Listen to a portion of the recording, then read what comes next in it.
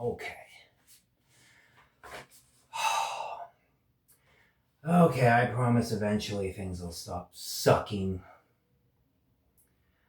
So this is this is part 3.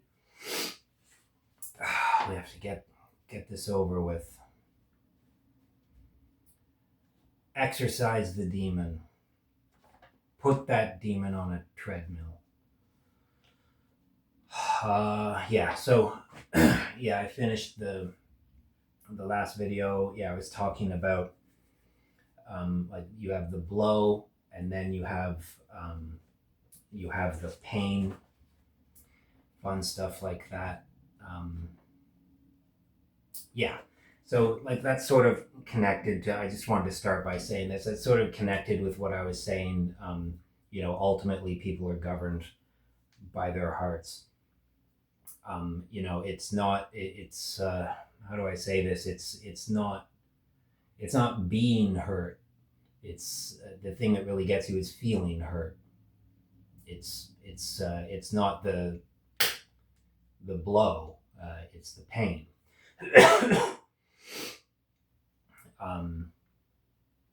And so that's sort of the problem and the solution. So hopefully later on I'll be able to show you how that works. Okay. Yeah. So the lawsuit was thrown out in like February of 2022.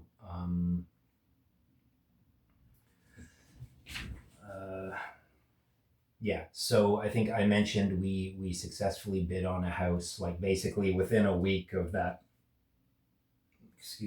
Within a week of that lawsuit being thrown out, we successfully bid on a house. So then we had to move. Like I said, with my wife. Stress brings out the sort of meanness that she has in her. So the lawsuit was over, but then we had our stuff like packed up in boxes, and yeah, I wasn't in school in that winter term, if I remember. Yeah, I wasn't.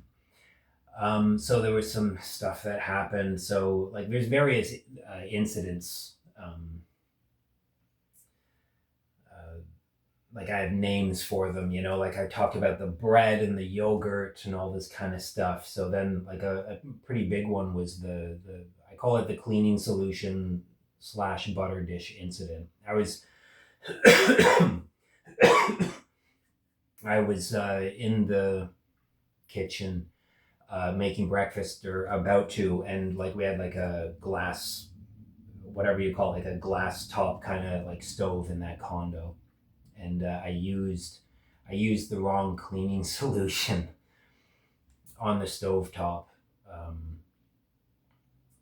and so she just like exploded from that. I was back in the '90s. I was a fan of Tori Amos. Her album, I don't know all of her stuff, but her album Little Earthquakes. I mean, you can probably only write one album like that. Anyways, she has a song "Silent All These Years," which sort of really spoke to me in a lot of ways. It's written from the perspective of a woman, but it's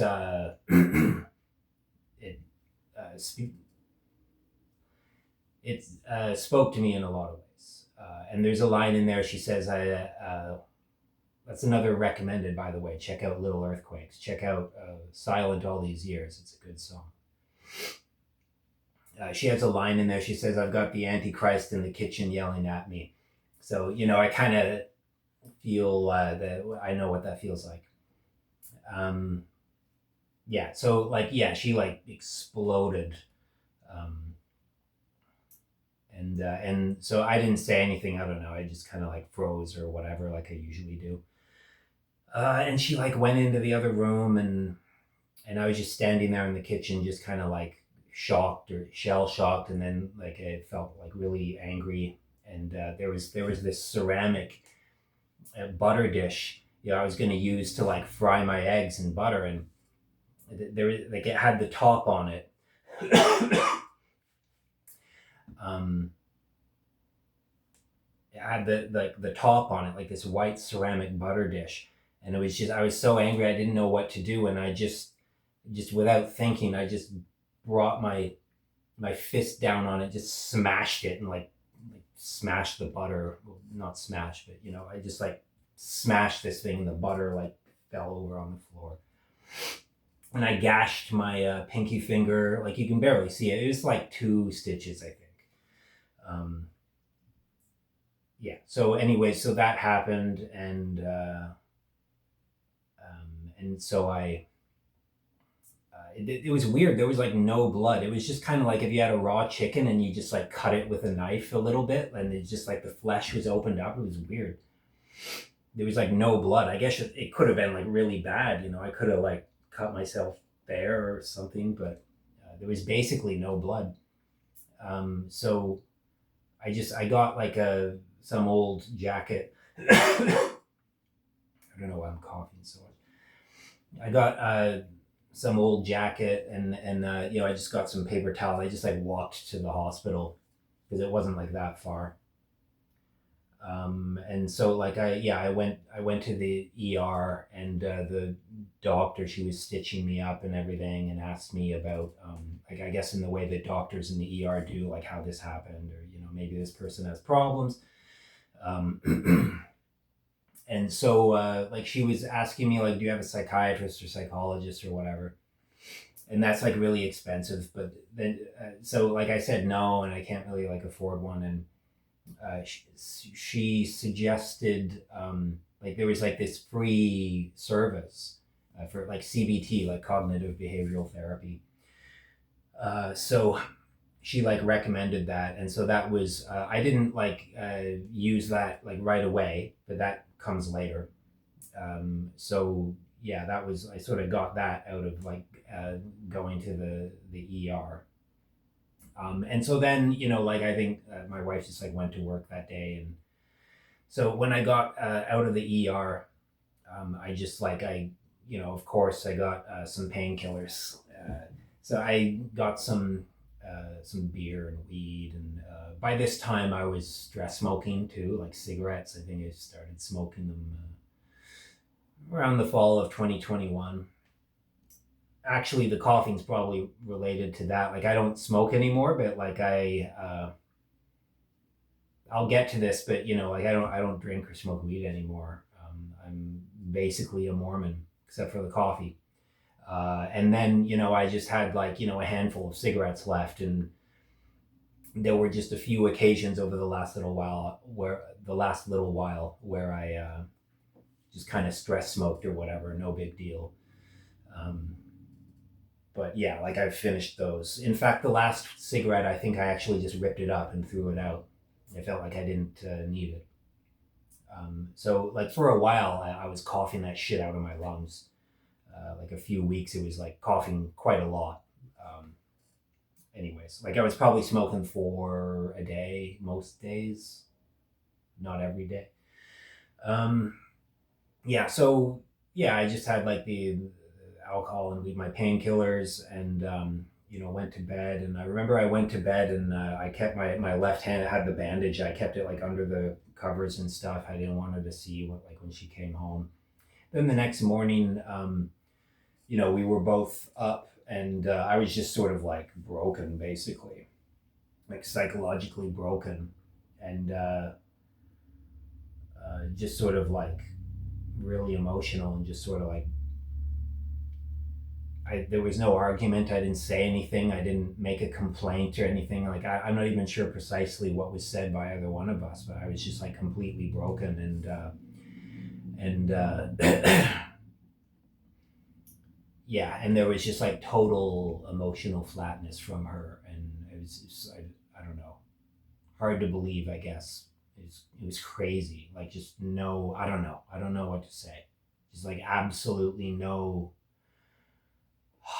no remorse or anything, just total like emotional flatness. And I forget precisely what I was saying or how I phrased it, but like I was saying, expressing, pretty strong emotions of, sadness and just being like broken psychologically. And I remember she just said like, figure out your shit. And there was just like, there was just no, I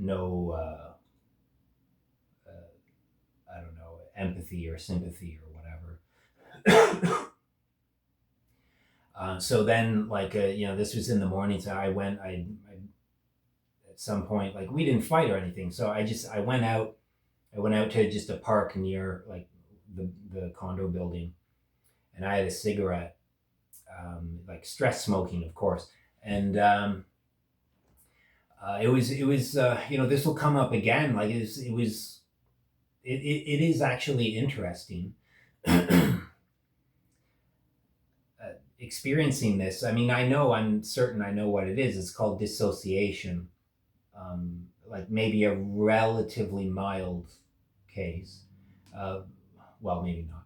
I was sitting on this park bench, and I remember I saw like it was like a moving van or something, and it was going east along the street there, and it was just like it was just like a scene in a movie. It was cool in a way. Like thinking back on it, like it was actually kind of cool. It's like an altered state of consciousness. It's really interesting. It was just that van, just looking at it, it was just like this. It didn't feel real.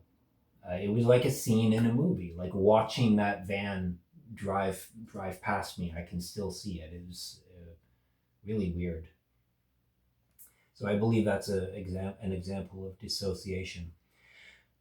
So other stuff happened, like early on when we moved into the house, that we didn't know that the oven was set to, what is it, Celsius? We're used to working with Fahrenheit. So she had some like vegetarian lasagna. And so like we would normally do it at, what, I don't know, 425 or something like that, like in the oven in the condo. But we didn't realize it was set to Celsius. So like before it was too late, we both made the mistake, but before it was too late, we realized that like the lasagna was burned. And again, like she just, the stress of having just moved into the house, and financial burdens and everything, and stuff, everything's in boxes. You've probably experienced that. It's stressful. So so yeah. So she freaked out over that. Just, I can't remember precisely what was said, but she just like, went after me again.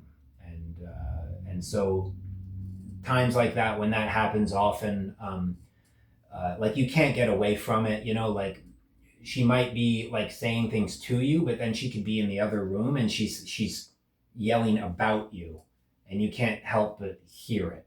And so it's just torture. And so like eventually, in those situations, I can't take it. I eventually have to leave. So I left. And at this time, I believe the condo, like I couldn't go to the condo because it was like being prepared to be sold and stuff. So I didn't have the keys or whatever. Um, so yeah, I was walking along the street, and it was kind of cold. I forget what month, maybe April, but it was kind of cold, and I was just like, damn, I don't have any place to go. Like I'm gonna have to go home eventually. And I had this idea, well, maybe I can return, like if I bring a peace offering. So there was a store where I was able to get some vegetarian lasagna, and so I got that, and then I went back home. And she was just like cooking something, like some pasta or whatever, and she was really quiet and everything, not angry at all. And so I just thought, okay, like we can, okay, well, we'll smooth things over, whatever, like everything will be okay now, we'll just relax. And so like, so she finished her dinner, and we started like watching something on Netflix or whatever. And just, she was just eating, and everything was just kind of calm, but not much was being said. But I hoped, sort of a normalization of the situation. And I can't remember exactly why it wasn't anything big, but she just started in on me again. And and it was like I became really, frustrated, and I don't know how to describe it, like sad, and just, I don't know, just couldn't deal with it. And for the first time, since I was like, 15, 16 years old, I did this, I hit myself on the head. Just like, I didn't think about it, I just did it like instinctively almost. For the first time since I was a teenager, I hit myself on the head, and I just did it like a few times, and I remember I at one point I just kind of like said, like sort of in agony. I remember I said, "What do you want me to do?" And again she said, "Figure out your shit." The same sort of emotional flatness. And then I just, I think I got my shoes on and my jacket and went out again. And I don't know how long I was gone for. Like maybe I came back at like like 1 in the morning. I'm not sure. Yeah. So okay. So like basically depression and addiction. Okay. So yeah, that was like maybe like early spring, late winter of 2022. So I took because I failed intermediate accounting, I couldn't continue with my program. I had to do an online course to get like the equivalent of intermediate accounting, and so that started in like the spring. There were two courses, like there's a spring course and a summer course, and the two of them combined, that was the equivalent of intermediate accounting. So I did that, and I did manage to pass those actually. So as a basic kind of way of measuring like the level of addiction we're talking about with me, I don't understand the science behind this, but like alcoholics don't get hangovers. I don't know how that works, but I know how it feels. So I stopped getting hangovers in the summer of 2022. Maybe something like I was doing like, I do like two strong beers. They could be two 6% beers. Maybe one would be 7%, one would be 6%, 5%. So I do like two strong beers, pints.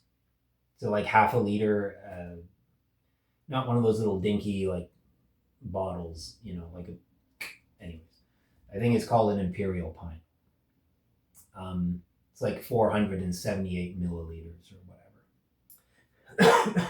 Or yeah, something like that. Almost half a pint. So I do two of those, then I'd smoke. I think I smoked like a quarter of a gram. Because like I said, I get those 2 half-gram joints. I'd get a half-gram joint and I just like smoke like the first half of it. And then like, maybe 3 hours or 90 minutes, something later, I'd have like two more beers and then have the rest of that joint. So that was kind of the amount. But you're doing that like, like 5 days a week. So it adds up. It's not good. Yeah. So by about the summer, I stopped getting hangovers. Yeah. So going into the end of the summer, in August, in August before like the regular school semester started up in September, I used to live in Poland. So I visited Poland, visited my, my brother-in-law, like crashed, lived at his place while I was there for like whatever, 2.5 weeks or something. Excuse me. Yeah, so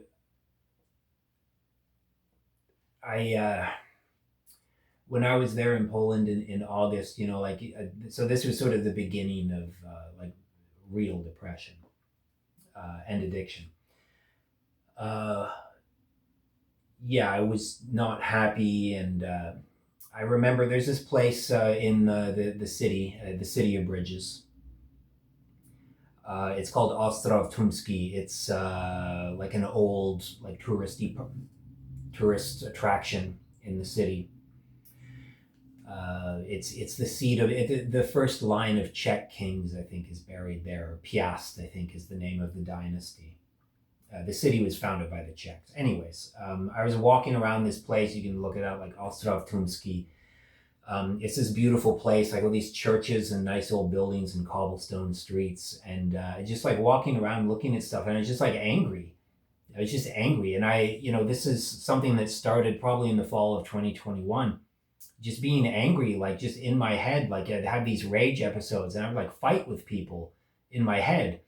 It was often people I used to work with, like just like some jerk that I worked with, or somebody that I used to know. It would even be somebody I knew when I was like a teenager or when I was like 20 or something. And I would just have these fights with these people in my head. And so I remember like that was happening. I was walking around this beautiful, city, and I'm just like angry in my head, and I'm like fighting with people and like expressing rage in scenarios in my head to these people, in some cases that I haven't spoken to in more than 20 years. Yeah, so when I got back in the fall of 2022, yeah, that was like really like a new level of depression. I think I said I had depression when I was a teenager. But there were some differences between that and what this was like, in 2022. Yeah, it was worse. It was more severe. One thing is like I remember like when I was a teenager, the concept like suicidal ideation, it was sort of like, it was almost a way of feeling sad and a way of feeling sorry for yourself. And like maybe you would imagine people that maybe you had mistreated you or didn't understand you or something, and you imagine how they would react, after, when you're in the casket. But in the fall of 2022 and the next year and stuff, it was like a new level, like a new low. It started to really like the concept. It started to really make sense. It started to really. It just seemed like this is the logical thing. This is what you probably are going to have to do. I didn't come really close. Like I wasn't like right up on the edge, but it started to make a lot of sense, and it started to be really appealing. And I remember one of the things I thought was just the idea of just like, look, like I'm like 40, whatever, like the next 40 years of my life, if I live that long, I mean, it's just going to be more of this. And it's just like, I can't do that. And I honestly couldn't see how it wasn't just going to be more of this kind of shit. Yeah. So it was really different. It was a new level in terms of like suicidal ideation. There was also passive suicidal ideation, genuinely not caring about what would happen to me, not caring about my health, stuff like that. I remember I saw actually it was an anti-suicide video. You can find it. It's actually a compilation of like videos taken of people like days before they killed themselves. And there was this one that really stuck with me. This guy's in the passenger side seat of the car, and they go to a drive-through, and he gets soft serve ice cream, and so he has the ice cream cone, and he puts it on his head, like just to be silly, um, just to be funny, and so I guess like something like 2 days later or a week or whatever, he offed himself, and I remember thinking, like I would give up the next 40 years of my life if I could have one week where I feel like that. Because I guess like they feel free or something. Like it's over, the pain is over, or it's going to be over because you've made that decision, you're resolute. Um, yeah, I've always thought, well, I know some small part or a decent part of the process of getting to the point where you are resolute. And the part, like I didn't go through all of it, but it's it's a grueling process. It's a grinding, slow, sort of spiritual death to get to that point. But if you go through all of that and then you make the decision and you are resolute, it must feel fucking great. Like, I sort of understand. Like, I'm not saying that it's good or you should do it, but it's like, like when you go through that process, when you then capitulate and you make that decision, I mean, my God, the weight of the world is off your shoulders at that point. Yeah. So yeah, depression's fun. It's like there's a physical tiredness and a lack of motivation, and I'm not sure.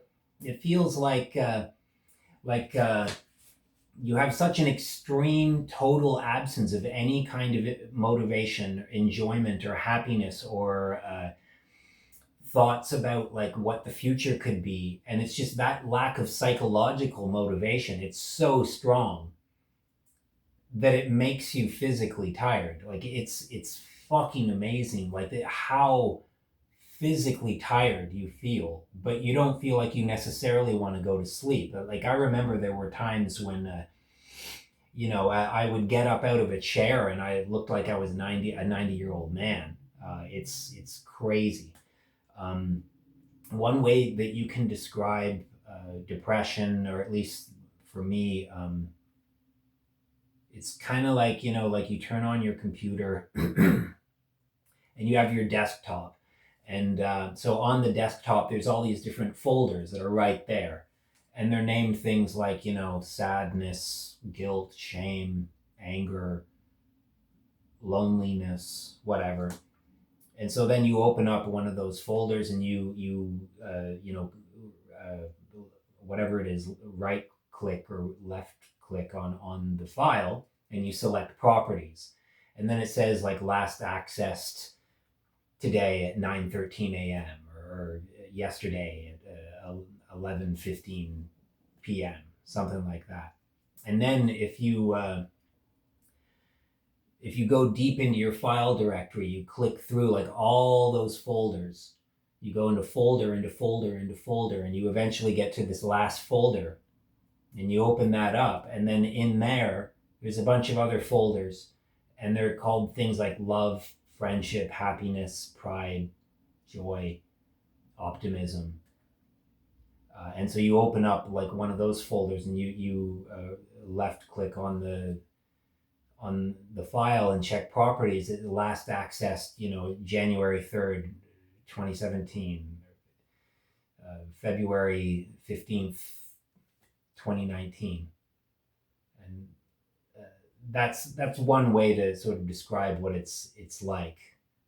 You remember bad things and you think about bad things. And it can get to the point where even times when you're happy that happened in the past, like it's like you think about them, it's like it wasn't real. Like it doesn't feel real to you. It's really weird. It's a really altered state of consciousness. Yeah. So at one point there were various incidents, like where I got these verbal beatdowns. And there was always sort of like, you never knew when it was going to happen. And was sort of depending on what mood she was in or whatever, if she was stressed. So when I was like 15, 16 or so, I used to tape the belt to my arms. So at one point, like maybe like a day or two after one of these sort of outbursts, one of these verbal beatdowns, I was sort of like half crazy, and I had the idea, like I almost like, I sort of considered suggesting to her, like the next time that I, do something wrong, or the next time that you're angry or whatever, um, we can agree on a certain number of lashes. Like you can watch me do it. Like I'll take the belt and you can watch me do it. And how do I say this? So the thing with at least my understanding, my experience with self harm, the thing is, like, some people traditionally they would say it's like a cry for help. I think probably in part it is like 2% or 5% or however you want to phrase that. In part, I think it kind of is a cry for help. Um, yeah. And then also, like, it's sort of like it's like a catharsis, I guess. Like it's sort of like a vacation. Uh, like you have this emotional pain. So then, if you can feel the physical pain, like it's kind of like a vacation from that. Like the physical pain is sort of easier to deal with, or it's just different from the emotional pain, and so it's kind of it's like a vacation from that. I mean, vacation's a weird word to use, but it's just like a reprieve maybe from that, and it's cathartic. It's kind of like a release. Like I remember doing it when I was like 15, 16, and it's like this was the idea I had. It's like how depending on how bad the thing is that I did or how angry you are, like we can agree on a certain number of lashes. It's kind of like it's like working out. Like you're doing concentration curls or whatever they're called, bicep curl. You do it's like sets and reps. Like you do like 2 sets of 5 per arm, for example. It's like that. It's kind of weirdly like working out actually. Um, so uh, yeah, so it's like a catharsis, and it's kind of like a reprieve from the emotional situation that you're in, and you do kind of feel like a bit, or at least I did. It felt a bit calmer after I was done. It was sort of like a release.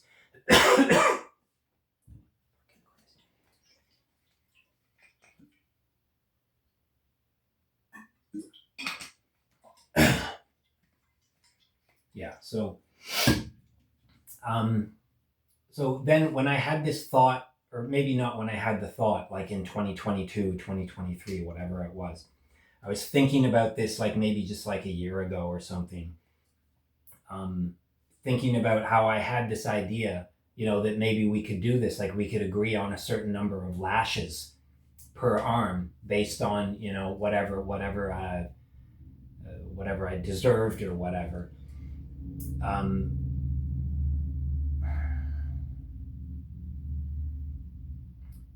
yeah, I realize now, like the thing, at least for me, the thing that I got out of taking the belt to my arms, it wasn't, cry for help or catharsis or just like getting a reprieve from the pain or whatever, or the relaxation, that sort of calmness that you get afterwards. I realized it was the feeling of control. That's what I liked about it. That's what I got out of it.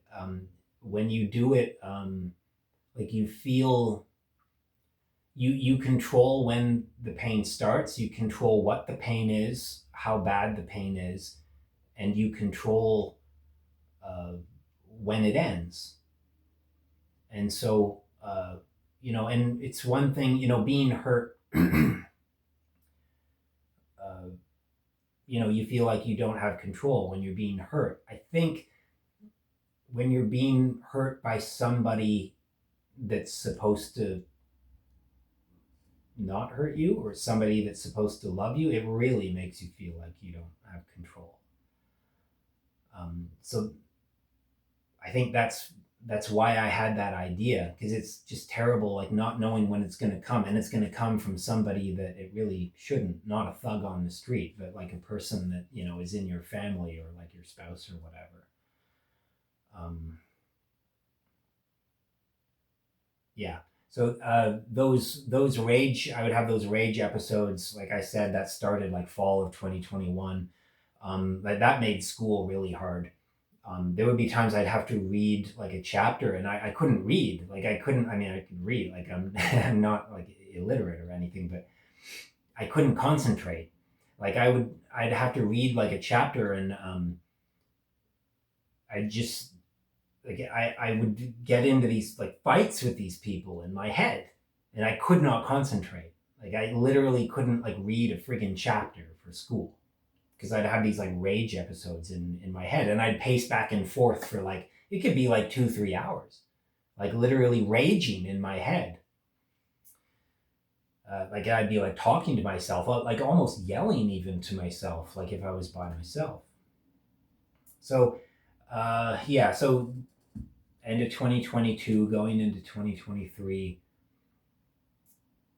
Uh, so yeah, the CBT, the therapy, I think I started that basically like probably January of 2023, or maybe in the Christmas just before that. And yeah, that was actually really helpful. Maybe I lucked out. Some people say, oh, it didn't work for me or whatever. Maybe you have to find like the right therapist or whatever. But I didn't hold back. I didn't lie. I didn't like conceal anything. I just like laid it all out. Like I don't know, maybe I just have a talent for that. uh, yeah, like all kinds of stuff like we talked about. um, so that helped a lot, but I was like extremely depressed through like 2023. So like then in the fall of 2023, I finally sort of like worked up the courage, isn't the word, but I finally got to the point where I tried to sort of like talk to my wife and communicate and sort of talk about like basically just try to help her to understand like how she hurt me and how I felt, and hoping that we could just kind of reconcile and sort of like have an understanding, and I needed to know that those terrible things weren't going to happen again, because if they weren't going to happen again, then okay, we're good. Like I didn't really need an apology per se. I needed to know that it wouldn't happen again. So the apology, in a sense, is sort of incidental, because you can just apologize and then just keep doing it. So there were like 3 rounds of conversation that I had with her, and it didn't go well. Yeah. Uh, so I remember, like, I think the first conversation that we had, um, I told her about something. I didn't mention this in the fall of 2022. There was something I always called Monday, Bloody Monday. So in that semester, there was a reading week, I think in October or something. So we had a week off, and I was I made one of my many attempts to sort of, like get sober or whatever. And so, like, I remember I sort of had like a last hurrah on the Saturday, and then Sunday I was just kind of like recovering or whatever, like sort of like tired and stuff. And then Monday I had this whole plan. I'm going to get up at like 6 in the morning. I think I had the alarm clock going off at 6 in the morning. So I got up 6 in the morning, and I made a to-do list for the day, and then I like worked out, and then I had a cold shower, and I made breakfast and all this stuff. And then after breakfast, coffee. And then like I had a timer, like by this time you have to get to work, on school and stuff. And I had this whole thought, like, I'm going to show her, uh, like I'm doing better and stuff. I thought, like sort of like you show that you're doing better, and that you're getting stuff done, you're working out, and you're firing on all cylinders. And then if I can change, like we can change, she can change, and everything will be good. And I don't even remember what it was. Like I don't think it was anything. It's never really anything like super important, but I don't know. She just had another one of her like outbursts, and this will come up later, but it's like she has it's like a wave um, of rage, and it's 30 to 90 minutes, or these waves. And like I said, it's like she can be like coming at you and saying stuff to you, but then she can be in the other room like raging in the other room, like really really angry.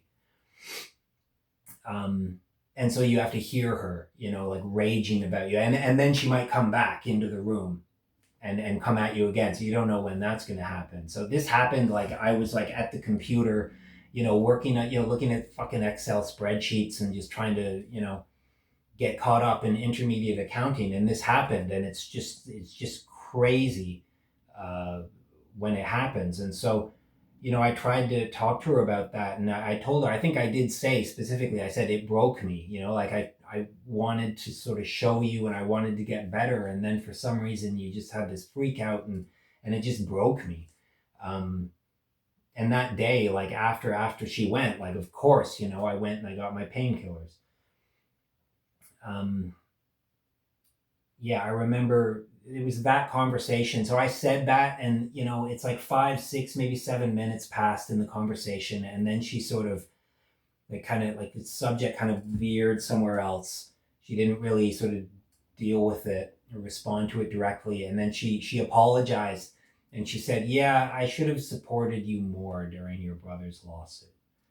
So that was the apology. So like for me, that's just kind of like completely sidestepping the issue. It just, like I said, these conversations did not go well. I think it was the second round or maybe the third round of conversation where I tried to address these issues, and at one point, like it's just she just didn't seem to really feel bad, and she didn't really seem to like want to apologize. And I just like looked at her directly. I said, "Do you apologize?" She said, "Yes." And it was just kind of like, what do I have to say to this asshole to shut him the fuck up? Like it was really, like I said, it did not go well. Yeah, so that was not my last attempt, but my the second, I guess the second last major attempt to deal with or to try and fix things. So it was pretty demoralizing. So that was the fall of 2023, a very dark time.